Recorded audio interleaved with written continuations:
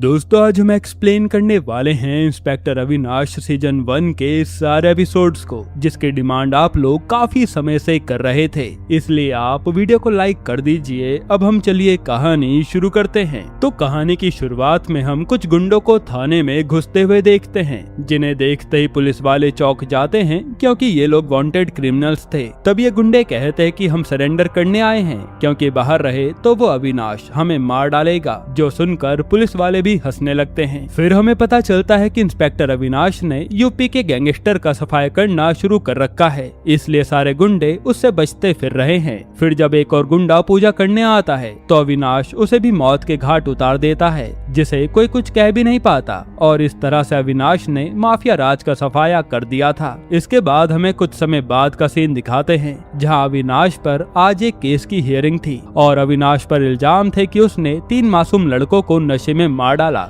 जिस पर अविनाश कहता है कि वो लोग हत्यारे थे। तब वकील ये प्रूव करने लगता है कि उस रात अविनाश ने शराब पी हुई थी, इसलिए उसने नशे में मासूम लड़कों को मारा। लेकिन अविनाश भड़क जाता है कि मैं नशे में भी सही काम करता हूँ, जो सुनकर जज हंसने लगते हैं और ये केस की हियरिंग आगे बढ़ जाती है। फिर हमें यूपी के होम मिनिस्टर वीर को दिखाते हैं और वो काफी ज्यादा टेंशन में था। असल में एक फेमस गुंडे शुक्ला ने सीधा सीएम को मारने की सुपारी ले ली है, जिससे वीर पुलिस वालों पर भड़क रहा था कि आप लोग कुछ नहीं कर सकते, और वहाँ वो गुंडा मेरे भाई सीएम को मारने में लगा है। फिर वो कहता है कि हमें कुछ एक्शन लेने ही होंगे अपनी पावर दिखाने के लिए। ये सुनकर वहाँ बैठा डीएसपी समर कहता है कि हम कोई भी एक्शन लेते हैं तो कोई ना कोई गुंडा किसी नेता के अंडर होता है, तो हम चाहकर भी कुछ कर नहीं पाते। तभी वहाँ पर सीएम आते हैं और वो कहते हैं कि मुझे यूपी से क्राइम साफ करना है, इसलिए वो समर से कोई आइडिया मांगते हैं, जिस पर समर कहता है कि इसका एक ही रास्ता है, एसटीएफ यानी स्पेशल टास्क फोर्स, जिसमें पुलिस के पास पूरी पावर होगी एक्शन लेने की और इसमें काबिल ऑफिसर ही लिए जाएंगे, जिसके लिए सीएम भी मान जाते हैं। फिर हम शेख नाम के एक पॉलिटिशियन को देखते हैं, जो शायद पूरा माफिया है, और उसे भी इस एसटीएफ की खबर मिल जाती है, जिससे वो भी टेंशन में आ जाता है। इधर जगजीवन नाम का एक एमएलए दिखाया जाता है, जो कई सारे गुंडों को पाले बैठा है और अविनाश की उससे कभी नहीं बनती। आज अविनाश भी एक मिशन पर निकला था, एक गुंडे को पकड़ने के लिए, जो जगजीवन के लिए माल लेकर आ रहा था। फिर मौका मिलता ही अविनाश उस गुंडे पर हमला कर देता है, लेकिन वो गुंडा भागने लगता है। तब यहाँ गैंग और पुलिस के बीच में फायरिंग शुरू हो जाती है और मौका देखते ही अविनाश उस गुंडे को मार डालता है। हालांकि इस लड़ाई में वो बाल बाल मरने से बचा था। अब अगले दिन अविनाश अपने घर आता है और वो अपने पापा को मिठाई खिलाता है, क्योंकि वो एसटीएफ में सेलेक्ट हुआ है। लेकिन उसके पापा इससे खुशी नहीं होते। असल में अविनाश के पापा चाहते ही नहीं थे कि अविनाश पुलिस में जाए, उन्हें तो पुलिस से नफरत है, लेकिन अविनाश को पुलिस वाला ही बनना था, इसलिए बाप बेटे में ज्यादा नहीं बनती। फिर हम अविनाश की बीवी और उसके बेटे को देखते हैं, जिनके लिए अविनाश एक हीरो है, पर अविनाश की बीवी बहुत डरती है कि कहीं उसे कुछ हो ना जाए। खैर इसके बाद एसटीएफ में आते ही अविनाश और उसकी पूरी टीम अपने उसी काम में लग जाती है, गुंडों का सफाया करने में। फिर एक दिन पुलिस को खबर मिलती है कि अयोध्या के हनुमानगढ़ी में 12 किलो आरडीएक्स आया है और यहाँ आतंकी धमाका करने वाले हैं, जिसके बाद तो अविनाश पूरी टीम के साथ वहाँ तहकीकात करनी शुरू कर देता है और इन्हें एक ड्राइवर के जरिए एक आदमी का स्केच मिल जाता है, जिस पर उसे शक था। फिर अविनाश भी अपने इन्फॉर्मर से पता करवाता है, तो मालूम पड़ता है कि 2 आतंकी ट्रेन से मुंबई जा रहे हैं, इसलिए सबसे पहले ये लोग उन आतंकी को पकड़ने जाते हैं, जिस पर तो ये दोनों भागने लगते हैं, लेकिन सही समय पर इन्हें पकड़ लिया जाता है। फिर इनसे पूछताछ होती है कि ब्लास्ट कहाँ किया जाएगा। तब एक जवाब नहीं देता तो अविनाश उसे मार डालता है। ये देखकर दूसरा आतंकी डर के मारे बता देता है कि 5 जगह पर बॉम्ब प्लांट किए गए हैं। ये जानकर अविनाश बॉम्ब स्क्वाड भेजकर सारे बॉम्ब डिफ्यूज कराने लगता है, लेकिन एक बॉम्ब अभी भी रह गया था। अब अविनाश उस बॉम्ब तक पहुंच पाता, इससे पहले वो देखता है कि एक बंदर ने उस बॉम्ब की वायर काट दी है, जिससे कि वो बॉम्ब ब्लास्ट होने से बच गया। ये देख अविनाश बहुत खुश होता है कि भगवान ने अपने दूत के जरिए बॉम्ब ब्लास्ट होने से बचा लिया। इसके बाद अविनाश को ये भी खबर मिलती है कि यूपी में वेपन कार्टेल तेजी से फैल रहा है, जिससे गुंडों को पावर मिलती है, इसलिए वो इस कार्टेल को बंद करवाने के लिए समर को फोन करता है। लेकिन समर कहता है कि इसके लिए हमें होम मिनिस्टर से बात करनी होगी। और वहीं हम देख पाते हैं कि कई वेपन से भरा ट्रक होम मिनिस्टर वीर के बंगले पर आया है, यानी वेपन कार्टेल से वीर का भी कनेक्शन है। इसके बाद हम ऋषिकेश का सीन देखते हैं, जहाँ एक आदमी अपनी पत्नी के साथ जबरदस्ती इंटीमेट हो रहा था और उसकी बीवी काफी गुस्से में थी। इधर अविनाश भी अपने एक इन्फॉर्मर बरकत से मिलने आता है और वो हमें बताता है कि इन इन्फॉर्मर के कारण अविनाश बड़े बड़े गुंडों का सफाया करता रहता है। फिर हम एक एमएलए के घर का सीन देखते हैं जहाँ एक आदमी आकर उस एमएलए को मार गिराता है और ये केस जाता है सीधा एसटीएफ के ऑफिसर अहलावत को,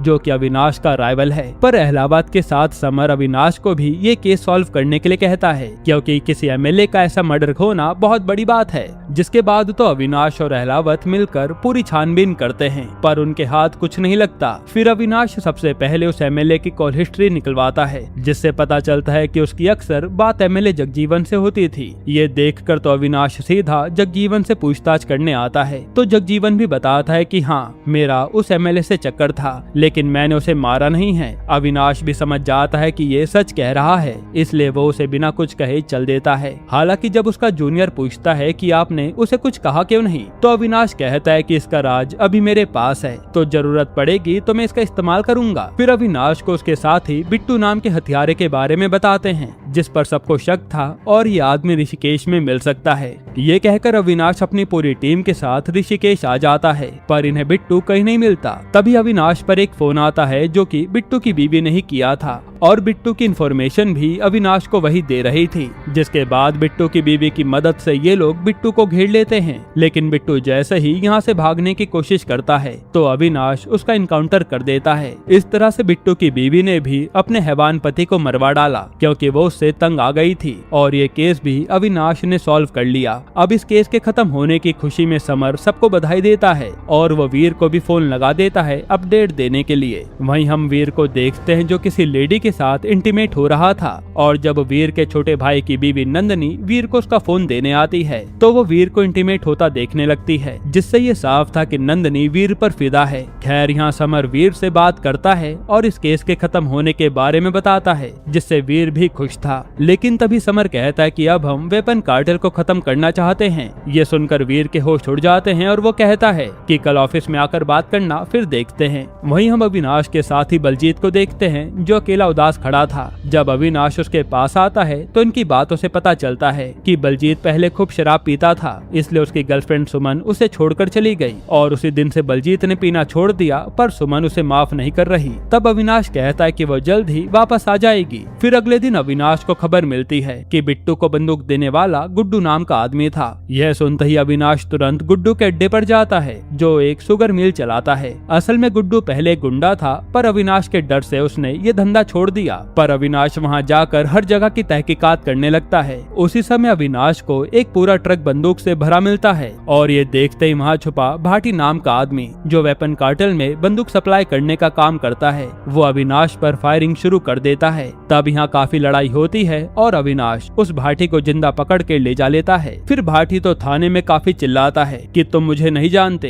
तुम सब मारे जाओगे, एक फोन कर दिया तो। ये सुनकर अविनाश उसे फोन देता है कि चल तू फोन कर, देखते हैं कि तेरा मालिक कौन है। तब भाटी भी कहीं फोन लगाता है और ये नंबर किसी लेडी का था जिसका नाम था देवी, जो इस समय फोन नहीं उठाती। इधर बड़े ऑफिसर को भी पता चल जाता है कि भाटी को उठा लिया गया है, इसलिए वो तुरंत दूसरे ऑफिसर को भेजते हैं भाटी को अपने अंडर करने के लिए, ताकि भाटी अविनाश को कोई सच ना बता दे। फिर यहाँ थाने से अविनाश तो घर चला जाता है और उसी समय वहाँ ऑफिसर दास आता है भाटी को अपनी कस्टडी में ले जाने के लिए। तब बाकी ऑफिसर अविनाश के आने तक दास को अपनी बातों में उलझाने लगते हैं, और कुछ ऑफिसर भाटी को मार मार कर सच पूछ रहे थे कि इस गिरोह का मास्टरमाइंड कौन है, लेकिन भाटी कुछ नहीं बताता। फिर थोड़ी देर में अविनाश वापस आता है तो उसकी दास से बहस हो जाती है कि वो भाटी को उसके हवाले क्यों करे, जिस पर दास भी भड़क रहा था। फिर जैसे अविनाश भाटी को देखने आता है तो यहाँ भाटी मरा पड़ा था। ये देखकर सबके होश उड़ जाते हैं, जिसके बाद तो यहाँ छानबीन शुरू हो जाती है, और ये मौका देखकर दास भड़कने लगता है कि भाटी को बिना बात के तुम लोगों ने मार दिया।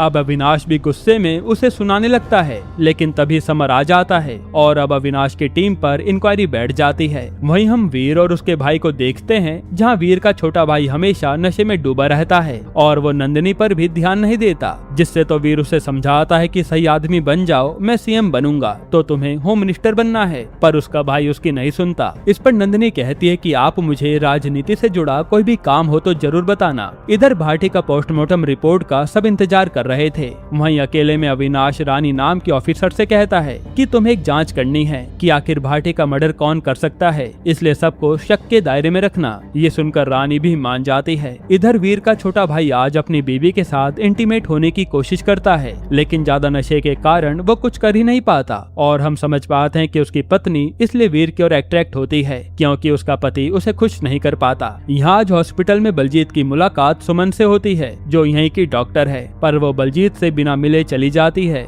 जिससे बलजीत उदास हो जाता है। अब अगले दिन अविनाश की टीम को इंक्वायरी के लिए बुलाया जाता है और वहाँ रिवील होता है कि भाटी की मौत किसी जहर के कारण हुई थी। यह सुनकर अविनाश चौंक जाता है। फिर सारे ऑफिसर से पूछताछ की जाती है लेकिन किसी के खिलाफ कोई सबूत नहीं मिलते। अब इन लोगों को जैसे तैसे तो ये केस खत्म करना था, इसलिए ये लोग कांस्टेबल लक्ष्मीकांत पर ये इल्जाम डालकर उसे कुछ दिनों के लिए सस्पेंड कर देते हैं और वो कांस्टेबल कुछ बोल भी नहीं पाता, जिससे अविनाश हैरान था। इधर शेख किसी से बात कर रहा था जिससे हम समझ पाते हैं कि उसी ने भाटी का मर्डर करवाया है, इसलिए शेख काफी सारे पैसे उस आदमी के लिए भिजवा देता है। हालांकि अब ये आदमी कौन है ये पता नहीं चलता। इसके बाद हम शेख को एक आदमी के पास देखते हैं जिसने उसे धोखा दिया था, इसलिए शेख बड़ी बेरहमी से उसे मार डालता है। वहीं अविनाश पर समर का फोन आता है कि हमें शुक्ला की पूरी गैंग को खत्म करना है, इसलिए तुम उस पर ध्यान दो। फिर अविनाश सीधा लक्ष्मीकांत के यहाँ मिलने आता है और वो उसे विश्वास दिलाता है कि जल्दी उसकी नौकरी उसे वापस मिल जाएगी। अब यहाँ बातें करने के बाद अविनाश एक कोठे पर जाता है जहाँ पर उसकी एक इन्फॉर्मर है और वो शुक्ला के खास आदमी गाजी का एड्रेस बता देती है।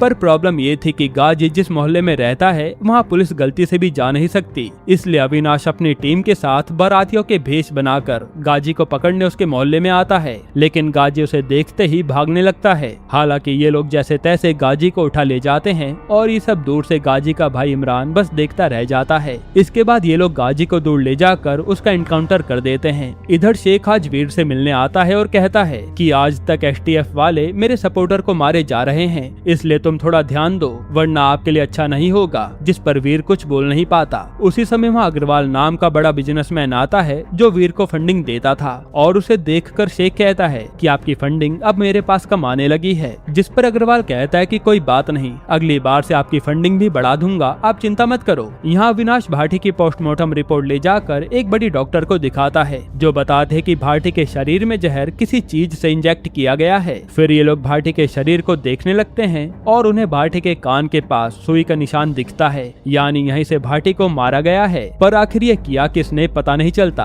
फिर अगले दिन से अविनाश वेपन कार्टेल से जुड़े सारे पेंडिंग केस की फाइल निकलवा लेता है क्योंकि उसे ये जड़ से खत्म करना था। साथ ही वो भाटी की मौत के कारण जो लक्ष्मीकांत को सस्पेंड किया गया था उसे भी वापस नौकरी दिलवा देता है। इधर शेख गाजी की कब्र पर आया हुआ था और वो उसके भाई इमरान से कहता है कि सबका बदला लिया जाएगा, अब तुम मेरे साथ रहो। फिर आज अविनाश सीधा देवी से मिलने आता है और उसे भाटी के बारे में पूछता है कि उसने उस दिन 13 ही नंबर मिलाया था, लेकिन देवी कहती है कि अक्सर मेरे भक्त मुझसे मिलने आते हैं, बाकी मुझे कुछ नहीं पता। हालांकि अविनाश जानता था कि ये देवी कितनी बड़ी खिलाड़ी है। इधर समर को वीर ने मिलने बुलाया था और वो उसे कहता है कि मैंने शेख के आदमियों के नाम इनकाउंटर के लिए भेजे थे, इसलिए उन्हें जल्द से जल्द खत्म करवाइए क्योंकि शेख ज्यादा उछल रहा है। वहीं हम शेख को देखते हैं जिसके पास देवी मिलने आती है और असल में ये दोनों मिलकर वीर से पावर छीनना चाहते हैं। इसके बाद अविनाश को खबर मिलती है कि किसी ने अग्रवाल के बेटे को किडनैप कर लिया है, जो सुनकर तुरंत अविनाश की टीम अग्रवाल के यहाँ जाती है क्योंकि वीर का ऑर्डर था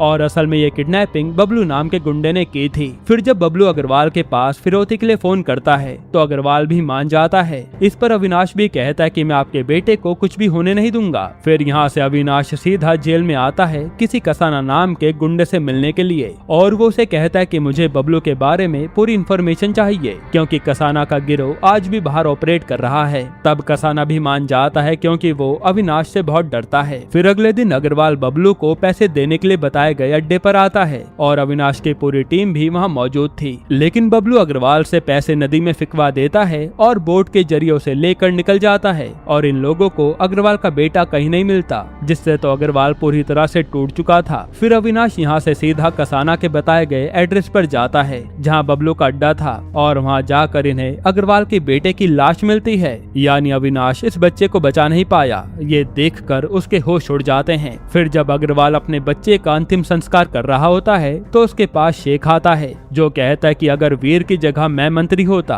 तो ऐसी नौबत नहीं आती। एक तरह से शेख अग्रवाल को भड़का रहा था। उसी समय अविनाश पर उसकी बीवी का फोन आता है जो कहती है कि उनका बेटा गायब है। यह सुनकर तो अविनाश तुरंत अपने बेटे को ढूंढने निकल जाता है, पर उसका बेटा कहीं नहीं मिलता। इसी तरह से थोड़ा समय बीतता है और फिर अविनाश का बेटा खुद रात तक घर लौट आता है, जो कि कहीं घूमने गया था। हालांकि अविनाश को आज पहली बार सबसे ज्यादा डर लगा था। तभी उसके पापा आकर कहते हैं कि मुझे इसलिए ये पुलिस की नौकरी नहीं पसंद, और वैसे भी ये पुलिस वाले सारे भ्रष्ट होते हैं। जो सुनकर अविनाश गुस्से में चला जाता है। फिर हमें बताते हैं कि आखिर अविनाश के पापा पुलिस से इतनी नफरत क्यों करते हैं। असल में एक गैंग ने लूटपाट में अविनाश की मां को मार दिया था, लेकिन पुलिस ने कोई एक्शन नहीं लिया और ये केस दब गया। इसलिए अविनाश के पापा को पुलिस से नफरत हो गई थी, लेकिन उसी दिन से अविनाश ने पुलिस वाला बनने का सोच लिया था। खैर, अब हम एक PWD ऑफिसर दिव्या को देखते हैं, जिसके पास जगजीवन घूस देने के लिए आता है, क्योंकि उसके कुछ काम दिव्या ने रोक रखे थे। लेकिन ये पैसा देखने के बाद भी दिव्या इस काम के लिए मना कर देती है, जिससे जगजीवन गुस्से में चला जाता है। जिसके बाद एक रात को एक फैमिली जब अपने घर में होती है, तो वहाँ कुछ गुंडे घुसकर पहले तो वहाँ बाप और बेटे को पीटते हैं, और फिर वहाँ लड़के की माँ, बीवी और बहन तीनों के साथ दुष्कर्म कर देते हैं। जिससे तो अगले दिन पूरे शहर में हल्ला मच जाता है कि गुंडों ने कितनी बड़ी दरिंदगी पार की है।